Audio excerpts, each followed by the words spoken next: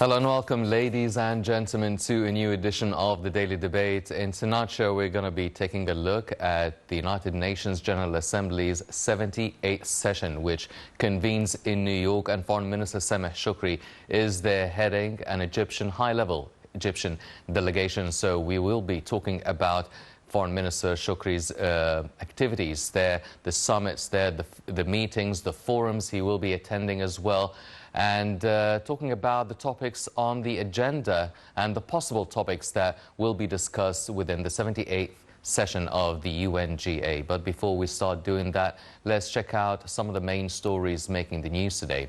And we'll start off with President Abdel Fattah el-Sisi, who returned back home from a visit to the UAE, where we held talks with the UAE counterpart, Sheikh Mohammed bin Zayed Al Nahyan, on means of boosting ties between the two sides and the latest developments in the Middle East region.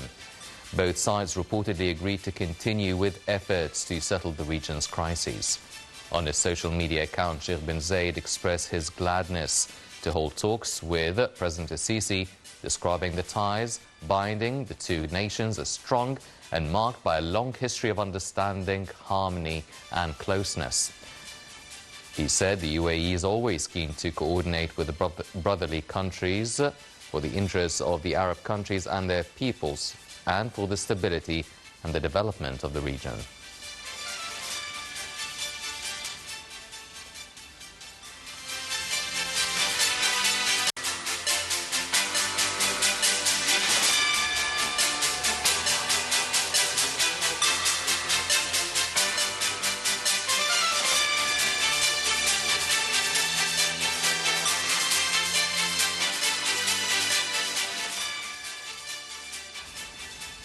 On the sidelines of the UN General Assembly in New York, Foreign Minister Sameh Shoukry presided over an Arab ministerial meeting on behalf of Morocco's Foreign Minister, whose country is chair of the current round of the Arab Ministerial Council.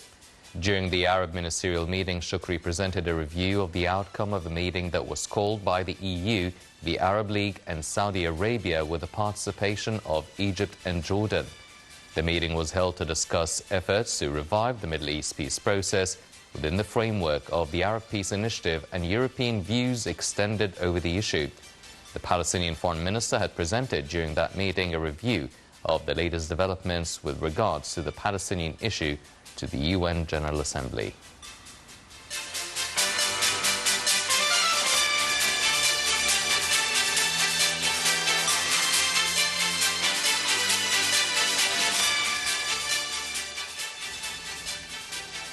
Also on the sidelines of the UNGA, Foreign Minister Sameh Shoukry met Ireland's Deputy Prime Minister Michael Martin, who is also Ireland's Foreign and Defence Minister, to probe bilateral ties and regional and international issues of mutual concern.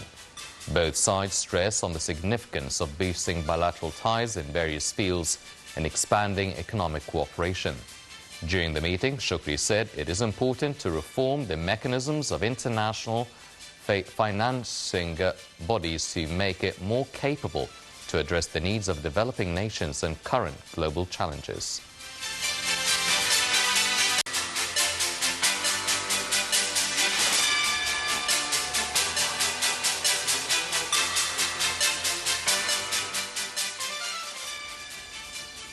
Also on the sidelines of the UNGA, Foreign Minister Sameh Shoukry held talks with Albania's Foreign Minister.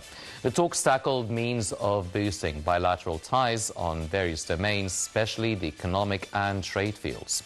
They exchanged viewpoints over a number of international issues of mutual concern in light of Albania's membership in the Security Council.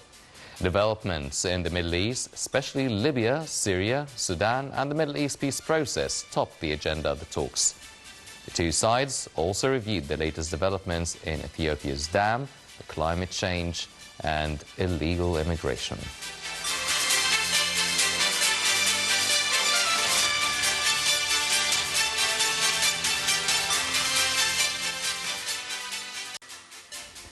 These were some of the stories making the news today, but now focusing more on our topic tonight. Let's check out this report regarding Egypt's participation, headed by Foreign Minister Sameh Shoukry, in the 78th UN General Assembly in New York, and we'll be right back.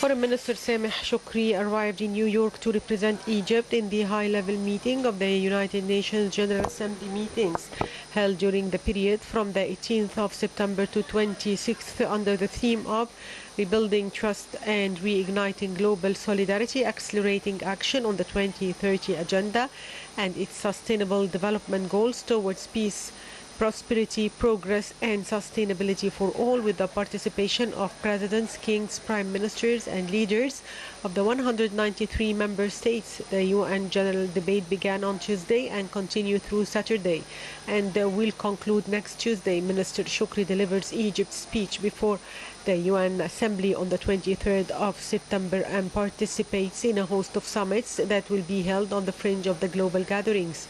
These summits include the Sustainable Development Goals Summit and the Climate Ambition Summit.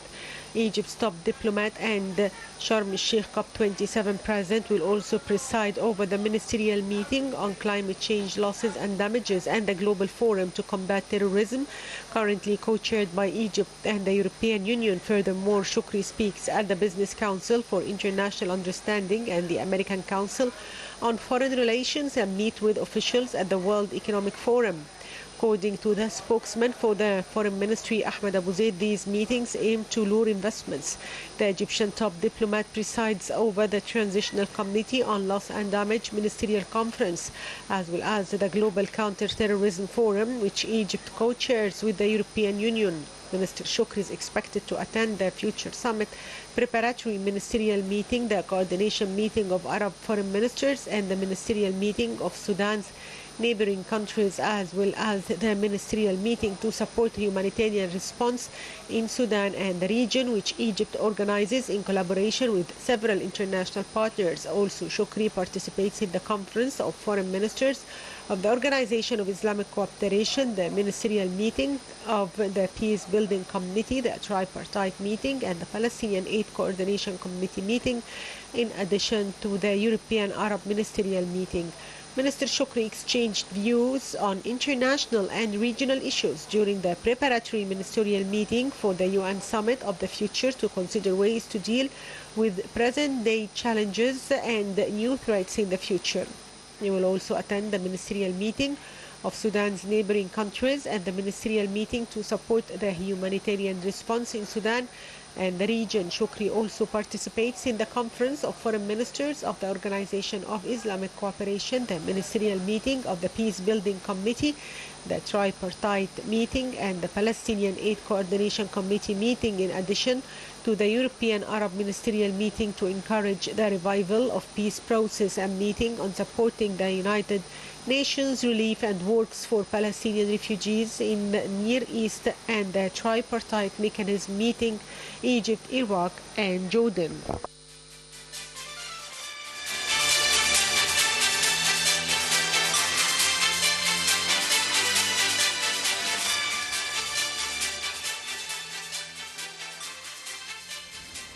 Welcome back, ladies and gentlemen, and we're joined here tonight in the studio by Ambassador Medhat Meligy, the former Assistant Foreign Minister.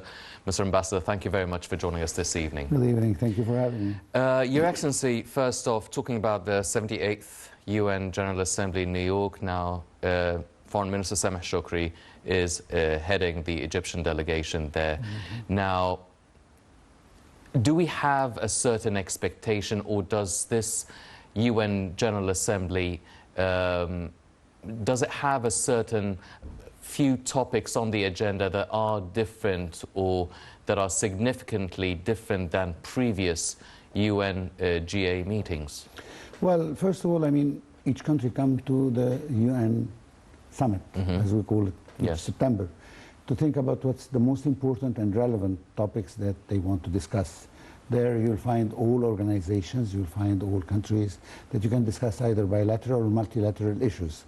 So the idea is to find the most important and relevant topics that are important to us in Egypt, so that we can discuss them on an international level in New York.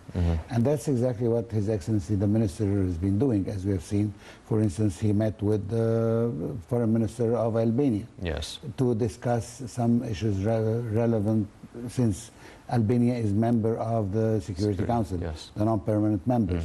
And other issues regarding the Palestinian cause. As we know, we've been trying to revive the talks, although it's becoming more and more difficult with the extreme right-wing government and coalition in Israel. It's becoming more and more difficult to discuss the two-state solution again. But we still have hope that we can discuss and revive the process. On the other hand, of course, there is the debt problem.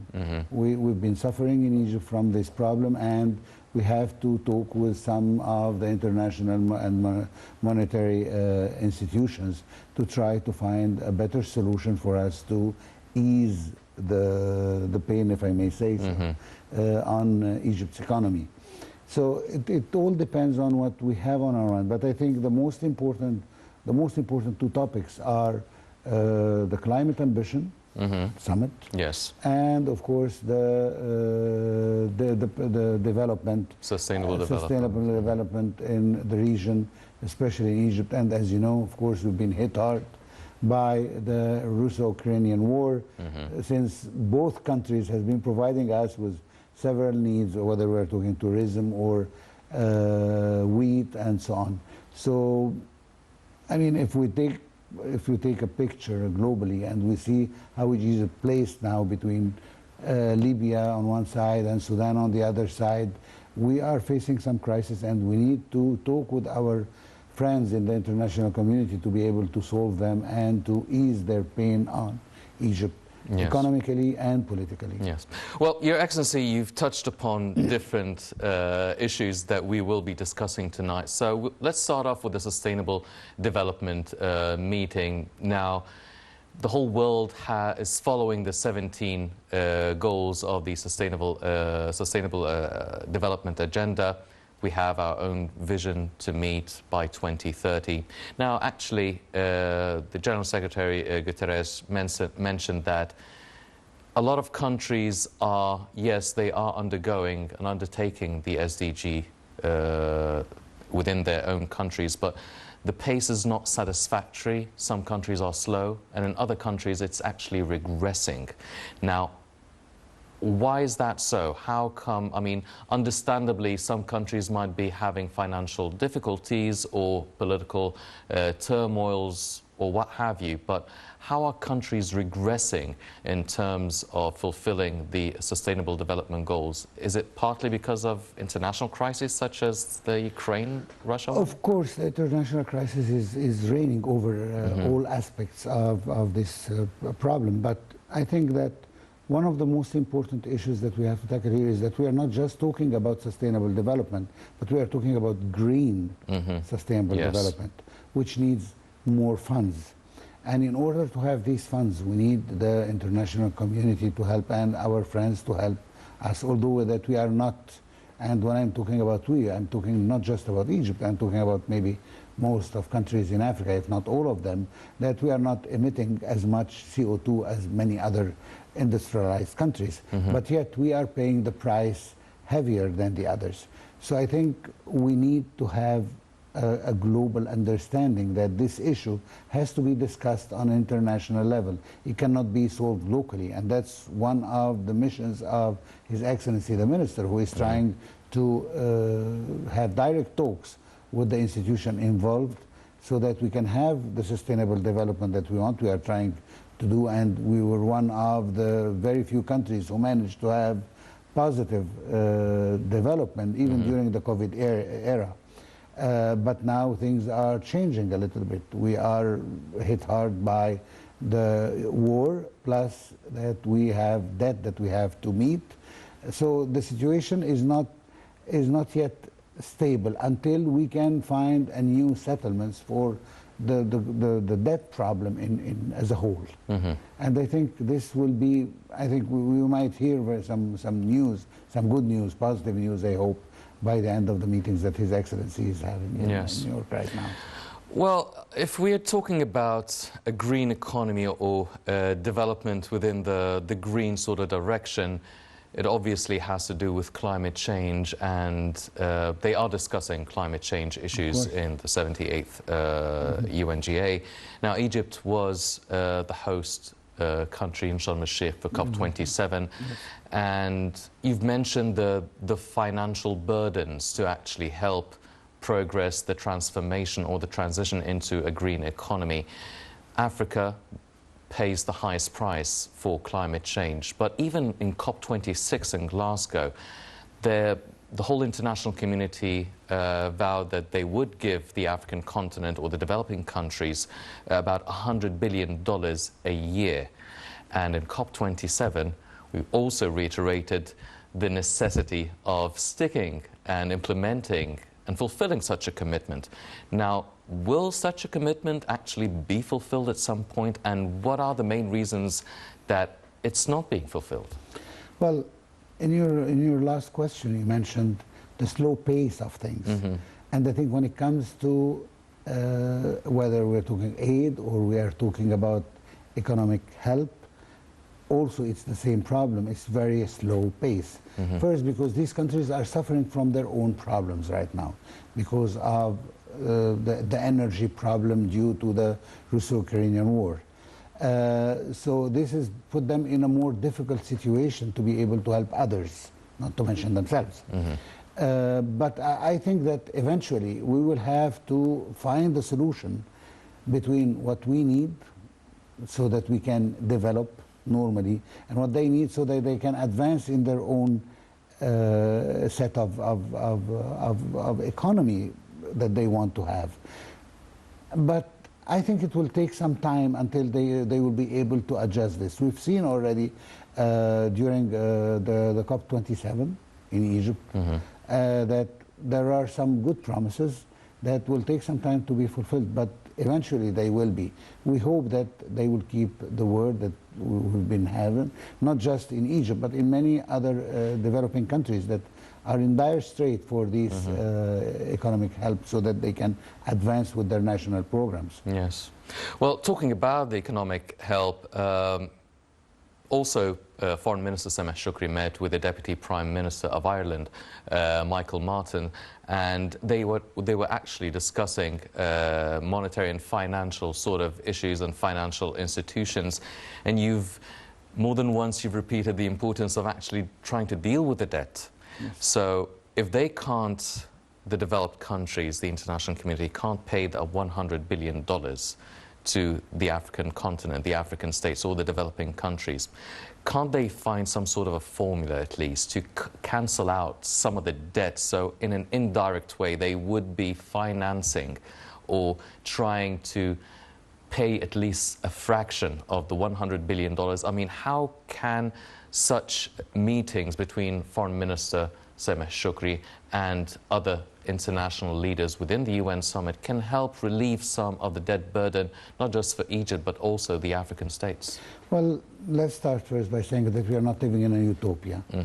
Of course, it would be great if we hear this, but at the same time, there is always a price to be paid, either on green development, that you have to undertake some strict measures in order to fulfill your duties in this path, or any other requests that are within the framework of the agenda of 2030 that you have to fulfill also to be able to dissolve some of these debts. However, I would like also to seize the opportunity to thank the Irish government that has always have very different position from the rest of the countries vis-a-vis, we are talking about the Palestinian cause on one side, and their integrity also regarding the debt problem.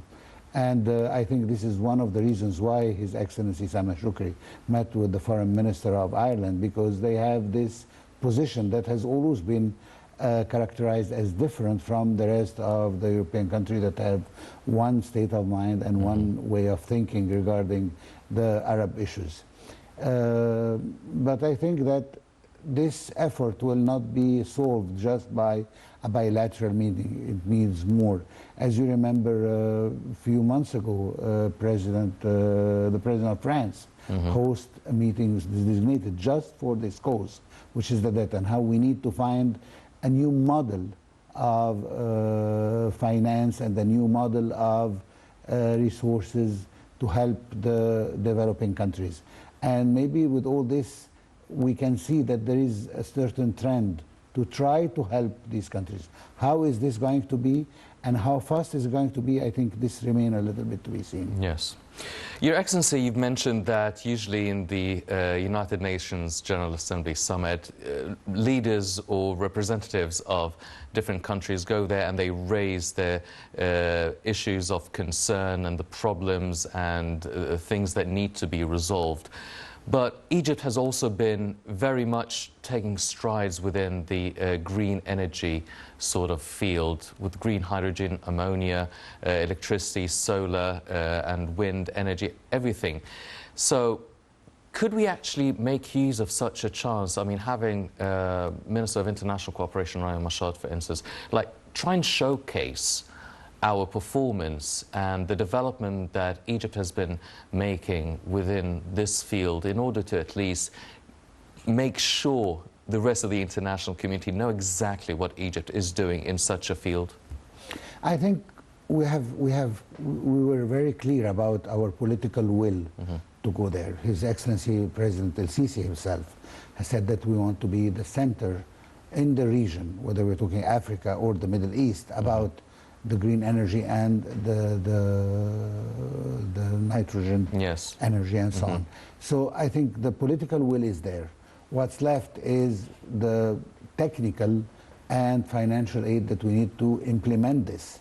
We already have the caliber to acquire such technologies, but of course we will need some help in order to start the thing. But I think this will come. It has to take some time, as you know. Of course, very soon we'll have the Daba nuclear plant that will start also its construction. So there are many projects in the field of energy that we are trying to initiate at the time being. But we still need help, because on a technological point of view, we are a little bit, we need some more help in order to start. Mr. Ambassador, now earlier on you've alluded to the meeting between the Foreign Minister Sameh Shoukry and also Albania's Foreign Minister. Now, Albania is a non-permanent member within the Security Councils, but they definitely talked about certain things.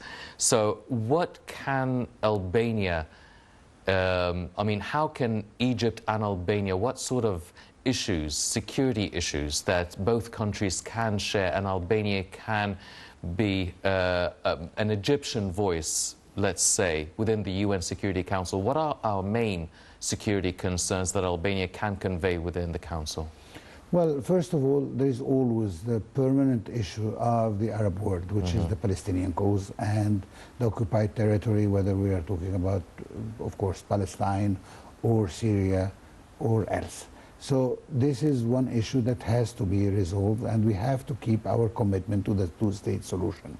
And having a voice inside the Security Council, something would help. Yes. Second, as you know, we have taken the matter of the Renaissance Dam of Ethiopia. Several times we've taken it to the United Nations and especially to the Security Council. At this moment, there are no plans, but having a friend in the Security Council in case that you might need in the future to raise the issue once again in the Security Council, having such a relation with Albania will definitely help. As you know, the President Sisi also had a visit with, when we are talking about Central Europe, which Albania is part of it. Recently had a visit to Serbia as well. Yes. And in all these cases, we are trying to gain more, let's say, sympathy with the Egyptian cause regarding the Renaissance Dam, which is a very crucial and most important issue for us. So we might not need the voice now or the friend now, but we definitely need it in the future. As long as we have someone in the Security Council, this is a general practice that we do all the time in the Security Council. And when Egypt is a member of the Security Council, also we receive requests from our country friends and so on to help them in some of their local issues and so on. So it always works this way. Yes. Ladies and gentlemen, well, the Climate Ambition Summit demonstrated a collective sort of commitment to respond to the climate change challenges that have been really hovering around the whole globe for quite some time. Let's check out this report and we'll be right back.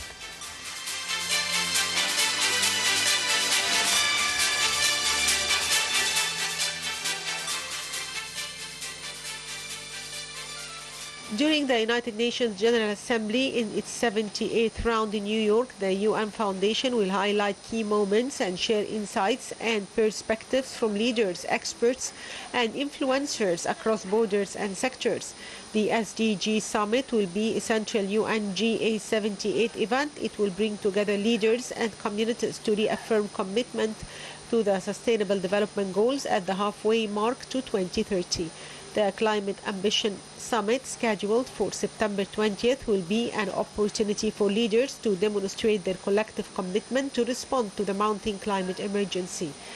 The 78th session represents a crucial milestone in the journey towards achieving the Sustainable Development Goals (SDGs), since it marks the halfway point to the Global Goals deadline. At the SDG Summit, leaders will review the implementation of the 2030 Agenda for Sustainable Development and the 17 SDGs, providing high-level political guidance on transformative and accelerated actions. The outcome will be a negotiated political declaration. Egypt's Minister of International Cooperation, Rania Al-Mashat, participates in the Climate Ambition Summit, which comes as an affirmation of the successive steps taken by the country to advance climate action and enhance development and green transformation efforts. In tandem, the minister will participate in many high-level events and hold many bilateral meetings with multilateral and bilateral development partners, including the World Economic Forum's Sustainable Development Impact meetings from September 18th to 22nd. This is held to coincide with the UNGA and includes the participation of decision makers, politicians, business community leaders and governments from various countries of the world to accelerate progress towards SDGs in light of changes and challenges that the world is going through. She's also participating in the high-level dialogue on financing for development for the year 2023 with the activities of the high-level week of the 78th UNGA themed Financing the SDGs for a world where no one is left behind. This is being held in light of the successive global crises and economic challenges that pose a threat to financing the SDGs. The various sessions in which the Minister of International Cooperation participates will also witness a review of the most important initiatives of the climate conference, the most important of which is the issuance of Sharm el-Sheikh Guidebook for Just Financing, which enhances international efforts to mobilize climate finance. The Minister of International Cooperation will also participate in the celebration organized by the Women Political Leader Foundation in the presence of prominent women leaders from various countries of the world and government officials on the occasion of the 10th anniversary of its founding and in celebration of its role in enhancing women empowerment efforts and increasing their influence globally. In the same context, the Minister participates in the roundtable on the Advisory Council for Climate Policy Initiative, and His Excellency will also participate in a roundtable discussion to increase support for young entrepreneurs across all 54 African countries, organized by UNICEF, UNDP, and the UNICEF UNDP Tony Ilumuli Foundation, specializing in entrepreneurship in Africa to promote economic growth and eradicate poverty.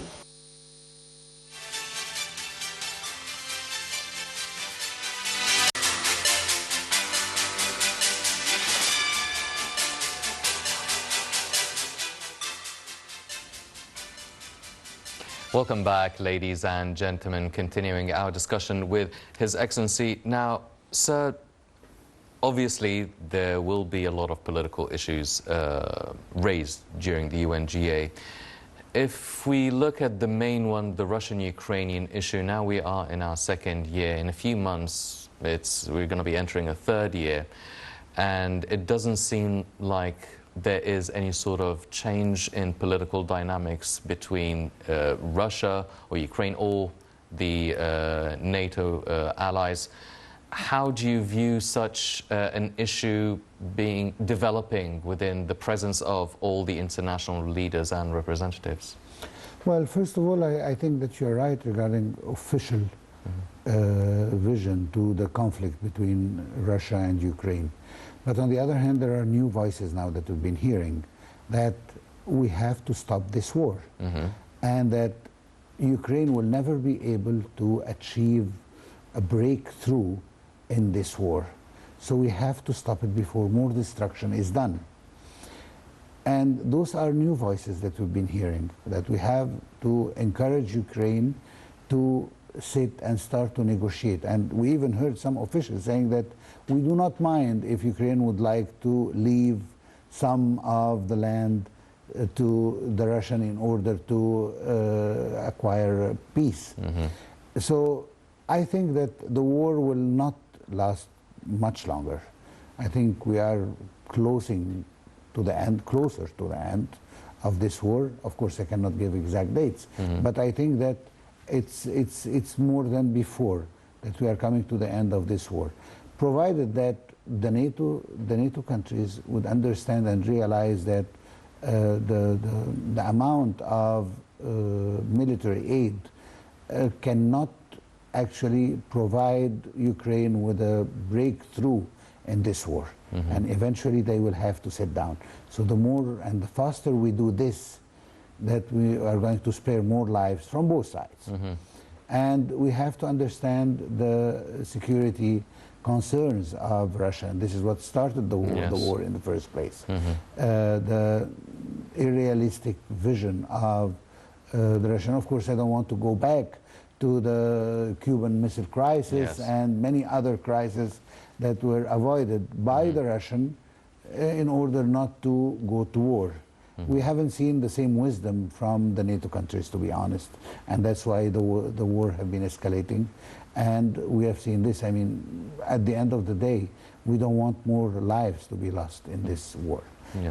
So this is one side. But of course, the implication of this war on the rest of the world is tremendous.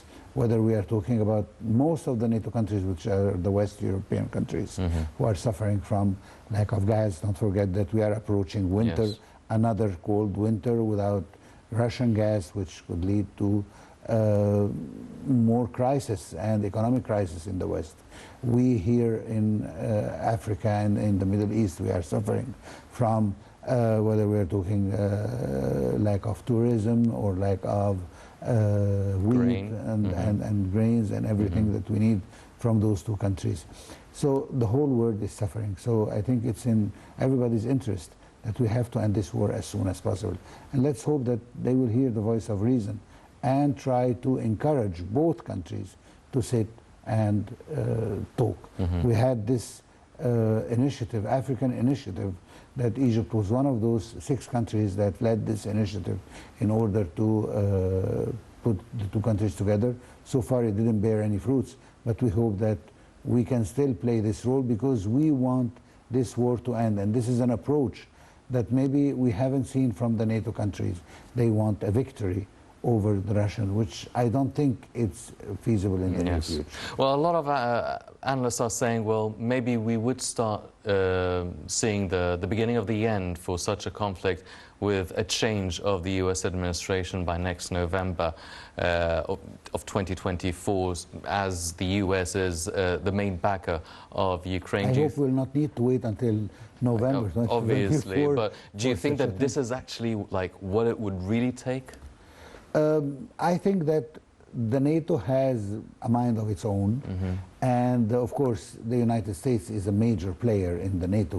But at the same time, what's been resulting on the land in terms of war I think this is going to decide much what step are we going to adopt in the future. I mean, if we see an overwhelming victory, for instance, of the Russians, more and more voices will ask Ukraine to settle, or the other way around, and so on. So the results that's happening on the ground will definitely help to find a solution to this.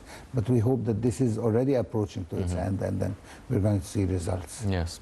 Well, another file that should be raised would be the Sudanese issue, now our southern neighbor.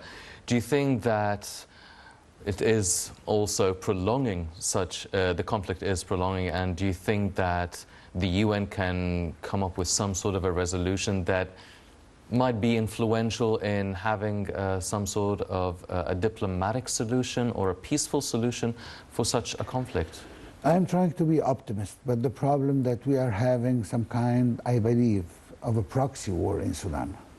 There are many other countries that are involved with one party or the other in Sudan, and giving and providing support and maybe weapons and so on. And this is prolonging the war. I happen to know many Sudanese people. I served myself as a diplomat in Sudan, so I know many people.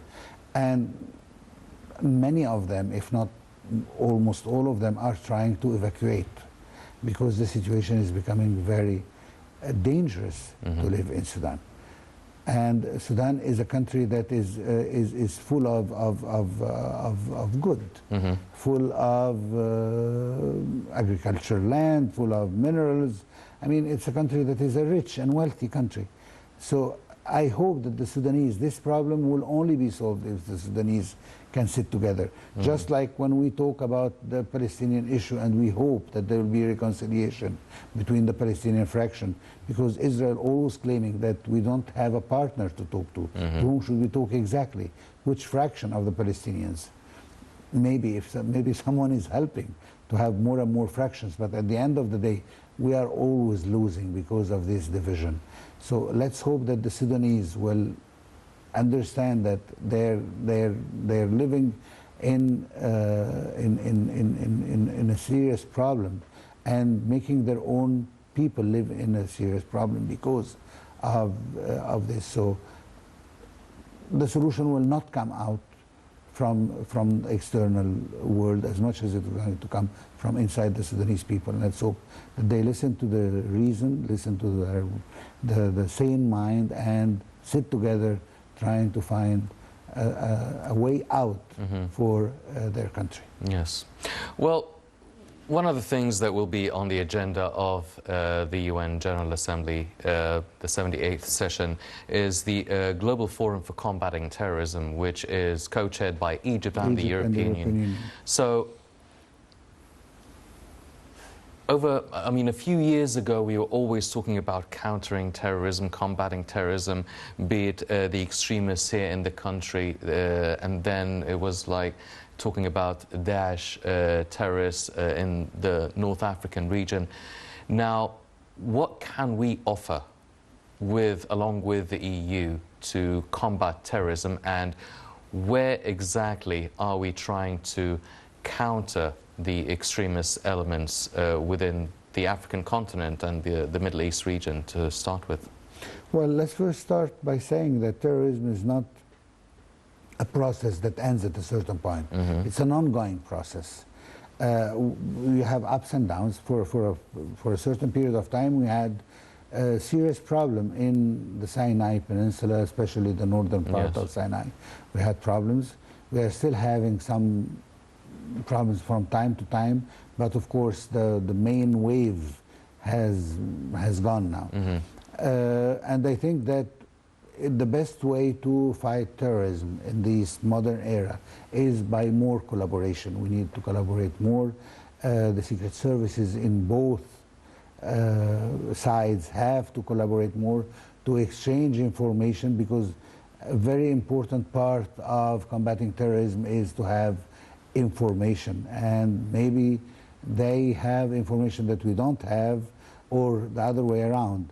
And if we provide them with the information they don't have, they can combat terrorism that they might have in their own countries. We've seen terrorist attacks all over Europe.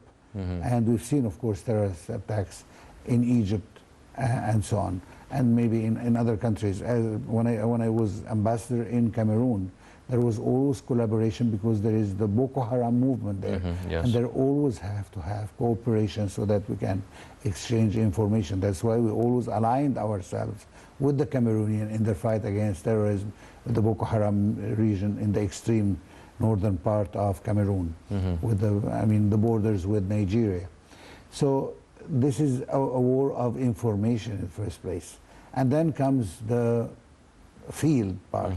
But the field part comes at the end. When you have information, you can prevent having terrorist attacks. So that's why I say that the most important part maybe is to have more collaboration with all the countries that are faced with terrorism so that we can fight it together.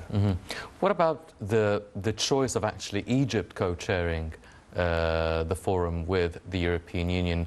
How much weight does this give Egypt politically and especially in the field of combating terrorism?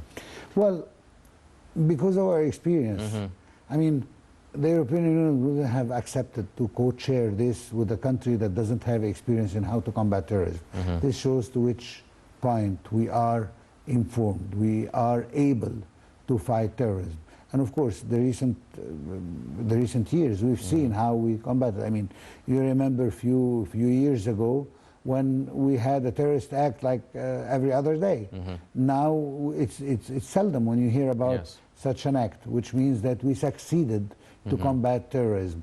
And this put you in the first line as a candidate to co-chair such a movement, an international movement, and not just with one country.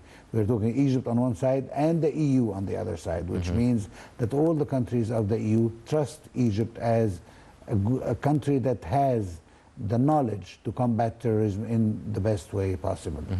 Well, another success story for Egypt is the file of illegal immigration, be it stopping or limiting illegal immigration from Egypt, and also accepting refugees and immigrants from different parts of the world that are suffering from political turmoils. Can such a file, or Egypt's success in such a file, be considered a part of the Egyptian arsenal going to the UN General Assembly meetings and maybe use it as a strong card to bargain with? Well, we are using this card, as you've seen. For instance, although there are some Egyptians who are trying to migrate illegally, but they are not doing it from Egypt. As you see, you always hear about the Egyptians caught at the Libyan borders or something like that. Because when it comes to Egypt, Egypt knows how to protect its borders. So these illegal movements are not feasible from our side. And I think that we can exchange this knowledge with many other countries, and we can have some funds to help other countries, to train other countries on how to combat this movement. But on the other hand, and I think I have to quote here some European politician, that we need also to help the African to have good economies in their own country. The idea that we are taking the end result and making it as a problem. The end result of having a bad economy is that people are trying to flee their countries. I'm talking about Africa, sub-Saharan Africa. Yes. These countries will not be doing so if they have strong economy. And that's where we are asking our northern friends to help us to strengthen our economies, whether we are talking about Egypt, sub-Saharan Africa, and many other countries in the region that needs to have strong economy in order to attract their own citizens to stay in their country, and because they can have a good life in their own country. Yes. Your Excellency, one final question, because we're running out of time now. How can we consider, what can make the Egyptian representation with the UN, within the UNGA this time around successful? We understand it's not utopia world here, but what can happen that we would consider a success coming back from the UNGA? Well, a success would be to have the adequate meeting, and I think that His Excellency the Minister is doing his best.